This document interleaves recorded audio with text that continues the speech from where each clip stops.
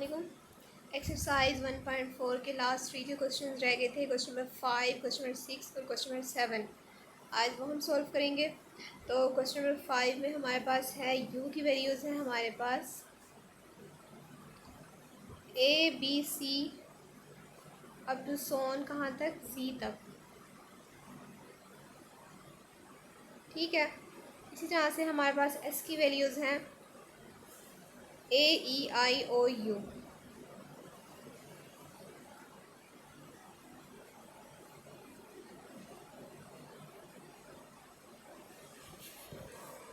Next हमारे पास T की वैल्यूज़ हैं एक्स वाई जी।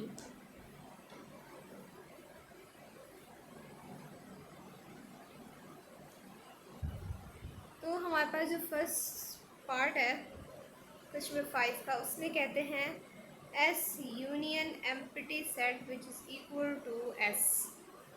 तो अगर अब हम सॉल्व करें इसे, हमारे पास एस की वैल्यूज़ क्या हैं, ए E I O you union empty set. तो हमारे पास क्या आ जाएगा, यूनियन में क्या आ जाएगा हमारे पास, यूनियन में हमारे पास क्या आता है, बिल्कुल तरतीब वाइज चीज़ आ जाती है। तो सबसे पहले हमारे पास क्या आ जाएगा जी, ए ई आई ओ यू। तो ये हमारे पास किसके इक्वल आ गया है, एस के इक्वल आ चुका है। तो हमारे पास left hand side equals to right hand side आ चुकी है। ठीक है। इसी तरह से अब हम करेंगे इसका सेकंड पार्ट। सेकंड पार्ट में क्या कहते हैं, T intersection U which is equal to T. तो हमारे पास टी की वैल्यूज़ क्या हैं, X Y Z. Intersection U की वैल्यूज़ है हमारे पास A B C up to so on Z. तो इंटरसेक्शन है ना, इंटरसेक्शन मतलब दोनों में हमारे पास वैल्यूज़ क्या हो, सेम हो। तो मेरे पास ए बी सी इधर तो है लेकिन इस जगह पर नहीं है मेरे पास। अगर मैं देखूँ एक्स वाई जी जो इधर है वो इधर तो है ना, क्योंकि x up to so on है, यहाँ पे एक्स भी आएगा वाई भी आएगा और ये जी भी है। तो इंटरसेक्शन में क्या होंगी, सेम वैल्यूज़ होंगी। तो मेरे पास क्या आ जाएगा, एक्स वाई जी।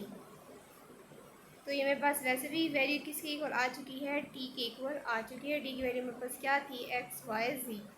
तो left hand side which is equal to right hand side.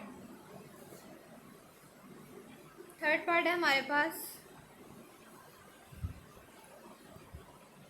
S intersection S complement which is equal to empty set. तो हमारे पास एस क्या है, A E I O U. और एस कम्प्लीमेंट कैसे निकालेंगे, हमें पता है एस कम्प्लीमेंट किस तरह से निकलता है, यू माइनस एस। सबसे पहले हम इसे सॉल्व कर लेते हैं एस कम्प्लीमेंट को। यू की वैल्यूज़ है हमारे पास A B C up to so on Z minus S की वैल्यूज़ क्या है, A E I O you. तो अब हम क्या करेंगे, यू में से माइनस एस कर रहे हैं कि ऐसी वैल्यूज़ जो यू में तो हों लेकिन एस में ना हो। तो यू में हमारे पास कौन कौन सी वैल्यूज़ आ जाती हैं, बी सी डी ई तो है हमारे पास, ई हम नहीं लिखेंगे, एफ जी एच आई भी है हमारे पास एस में, वो भी हम नहीं लिखेंगे क्योंकि हमने यू वाली वैल्यूज़ लिखनी है जो एस में ना हो। आई भी नहीं लिखना, जे के एल एम तो स्मॉल लिखना है,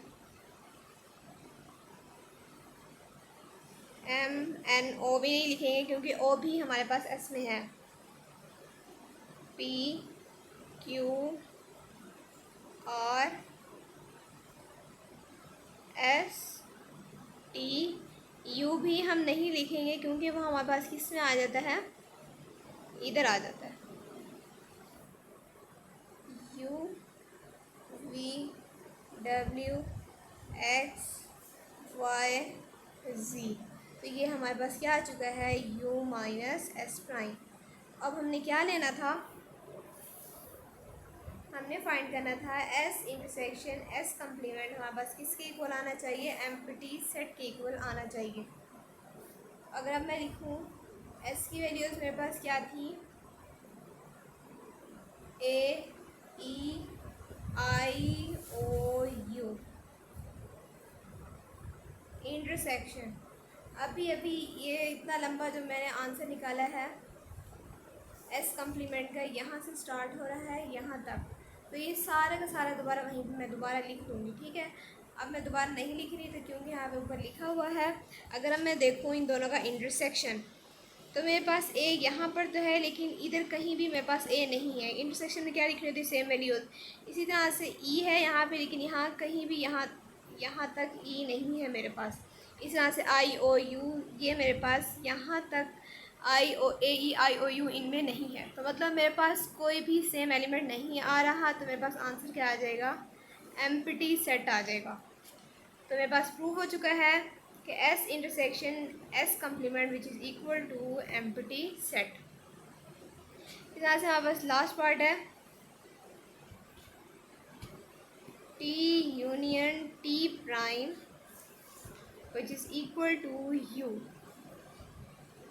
सबसे पहले तो मुझे ये देखना है टी प्राइम किसकी इक्वल है, टी प्राइम इक्वल है जी यू माइनस टी। तो यू मेरे पास क्या है, a B C up to so on C minus T मेरे पास क्या है, एक्स वाई जी। वो वाली वैल्यूज़ लिखनी है जो मेरे पास टी में ना हो लेकिन वो एस यू में हो। तो मेरे पास यू में क्या आ जाएगा, ए बी सी से लेके कहाँ तक आ जाएगा, डब्ल्यू तक आ जाएगा मेरे पास, क्योंकि आगे एक्स वाई जी जो है वो दोनों में है। तो मैं वो नहीं लिखूँगी, मैं सिर्फ और सिर्फ वो वाले एलिमेंट्स लिखूँगी जो मेरे पास सिर्फ और सिर्फ यू में हो लेकिन टी में ना हो। तो यहाँ तक डब्ल्यू तक आ जाएगा मेरे पास, ठीक है। अब मैंने क्या करना है, अब मैंने करना है T union T prime equal to बस कैन यू। तो टी की वैल्यूज़ क्या है मेरे पास, एक्स वाई जी यूनियन। अभी अभी टी प्राइम की वैल्यू निकाली है, हमारे पास क्या आई है, a B C up to so on डब्ल्यू। तो अगर मैं इसका लूँ यूनियन, तो यूनियन में मेरे पास बिल्कुल तरतीब वाइज चीज़ आ जाएगी। तो कैसे आएगी जी, A B C up to so on. पहले मेरे पास डब्ल्यू तक था, अब डब्ल्यू के आगे एक्स वाई जी, एक्स वाई जी। तो मेरे पास ये प्रूव हो चुका है कि टी यूनियन टी प्राइम मेरे पास इक्वल्स टू यू आ चुका है, क्योंकि यू की वैल्यूज़ मेरे पास क्या थी, A B C up to so on Z. तो यहाँ तक फिफ्थ पार्ट भी कंप्लीट हो गया।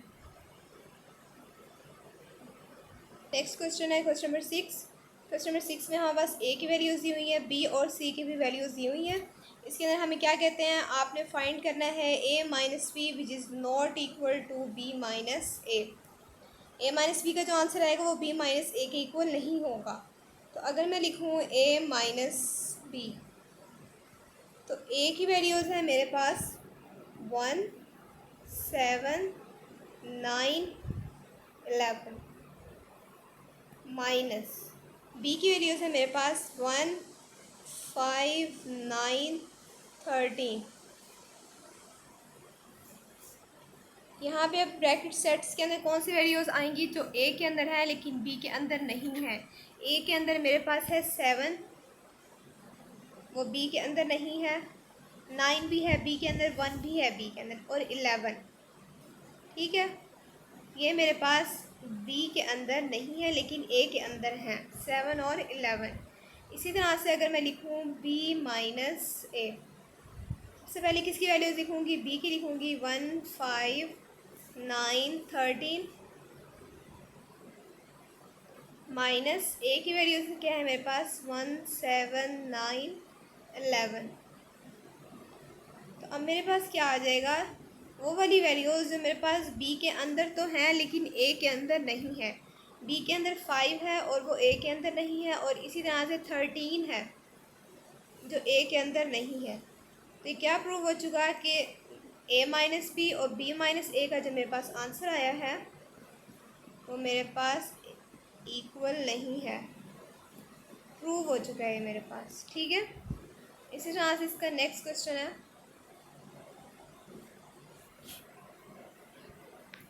a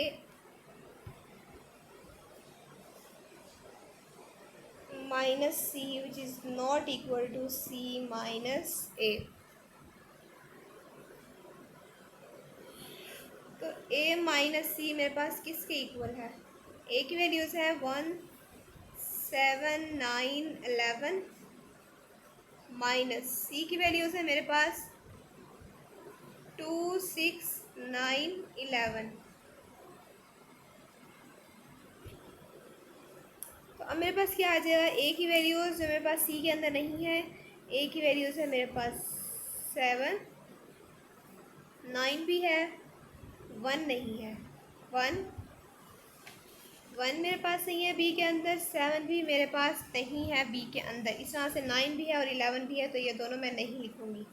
क्या आंसर आ गया? 1 और 7 लिख लिया, 7 और 1। इसी तरह से मेरे पास c माइनस a, तो c की वैल्यूज़ हैं 2 6 9 11 माइनस a की वैल्यूज़ हैं 1 7 9 11।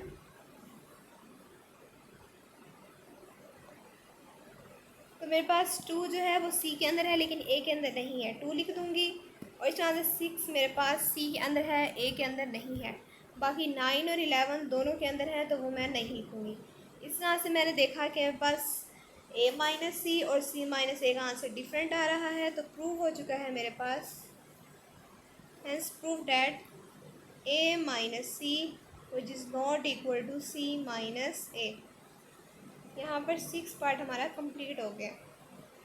नेक्स्ट क्वेश्चन है क्वेश्चन नंबर 7 और ये हमारा लास्ट क्वेश्चन है एक्सरसाइज 1.4 का। इसके अंदर हमने क्या फाइंड करनी है? आइडेंटिटी प्रॉपर्टीज़ फाइंड करनी है। हमें वैल्यूज़ दी हुई है u, l और m की।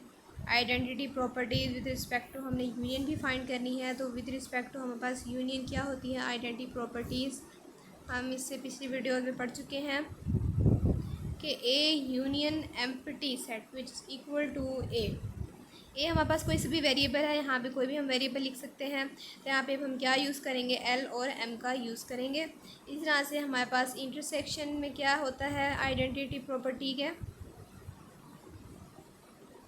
वो हमारे पास होता है A intersection U which is equal to A.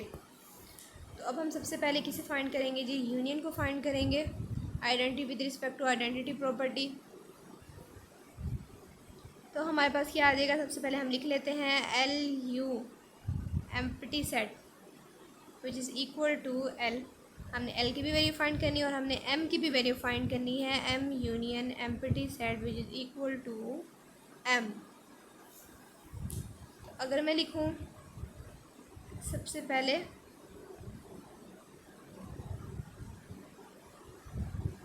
L union empty set which is equal to L, ये मैंने क्या करना है? फाइंड करना है। L union empty set, L मेरे पास क्या है? 5 7 9 up to so on 15 union empty set. तो अगर मैं देखूँ मेरे पास एल की जो वैल्यूज़ हैं वो इस तरह से आ रही हैं 5 7 9, मतलब बीच में एक एक नंबर्स का क्या आ रहा है? गैप आ रहा है। इसको मैं इस तरह से लिखूँ 5 के बाद 6 नहीं और बस 7 है। 8 को स्किप कर दिया है 9, इस तरह से मैं 10 को स्किप कर दूँगी 11, 12 को कर दिया 13, 14 को स्किप कर दिया तो मेरे पास क्या आ गया जी? 15 यूनियन एम्प्टी सेट। तो यूनियन में मेरे पास सिंपल सी बात है क्या आ जाएगी? पूरी की पूरी यही वैल्यू आ जाएगी 5 7 9 11 13 15। तो मेरे पास ये प्रूव हो चुका है कि एल यूनियन एम्प्टी सेट मेरे पास किसके इक्वल आ रहा है जी? एल के इक्वल आ रहा है। इसी तरह से अगर मैं इसे फाइंड करूं एम के लिए, तो मैं इसी तरह से देखूं मेरे पास क्या है? M union empty set which is equal to M. तो एम यूनियन एम्प्टी सेट मेरे पास किसके इक्वल आ जाएगा? एम की वैल्यूज़ मेरे पास क्या है जी? 6, 8, 10, 12, 14 यूनियन एम्प्टी सेट। तो सिंपल है, यूनियन मेरे पास क्या आ जाएंगी, पूरी की पूरी तरतीब से वैल्यूज आ जाएंगी जी, 6, 8, 10, 12, 14। तो मेरे पास ये प्रूव हो चुका है कि M union empty set which is equal to मेरे पास एम के आ चुका है। इसी तरह से अगर अब हम यहाँ पे फाइंड करने जाते हैं जी intersection with respect to identity, तो उसमें हमारे पास कोई सा भी वेरिएबल होता है A intersection U which is equal to A. तो अब ए की जगह अब हम क्या लेंगे जी, एल और एम लेंगे। L intersection U which is equal to L और M intersection U which is equal to M. सबसे पहले हम फर्स्ट पार्ट जो है सॉल्व करते हैं। L intersection U which is equal to L, हमने ये फाइंड करना है। एल इंटरसेक्शन यू अगर हम लें, एल की वैल्यूज़ हमारे पास क्या है जी, 5, 7, 9, 11, 13, 15। इंटरसेक्शन यू की वैल्यूज़ मेरे पास क्या हैं जी, 0, 1, 2, 3 अप टू सो ऑन 15। तो मेरे पास इंटरसेक्शन में क्या आ जाएगा, वो वैल्यूज जो दोनों में क्या हो, सेम हो। तो 0 से यू में तो मेरे पास है 0 से 15 तक बिल्कुल कंसेक्टिव वैल्यूज़ हैं। तो मीन्स के मेरे पास इसके अंदर 5 भी आ जाएगा, इसके अंदर 7, 9, 11, 13, 15 आ जाएगा। तो यहाँ पे इंटरसेक्शन मेरे पास क्या आ जाएगा जी, 5, 7, 9, 11, 13, 15। ये मेरे पास इंटरसेक्शन आ गया और मैंने प्रूव कर लिया जी L intersection U which is equal to L. इसी तरह से हम फाइंड करेंगे जी एम के लिए, M intersection U which is equal to M. अगर मैं लूँ एम इंटरसेक्शन यू, मेरे पास क्या आ जाएगा, एम की वैल्यूज मेरे पास क्या है जी, 6, 8, 10, 12, 14।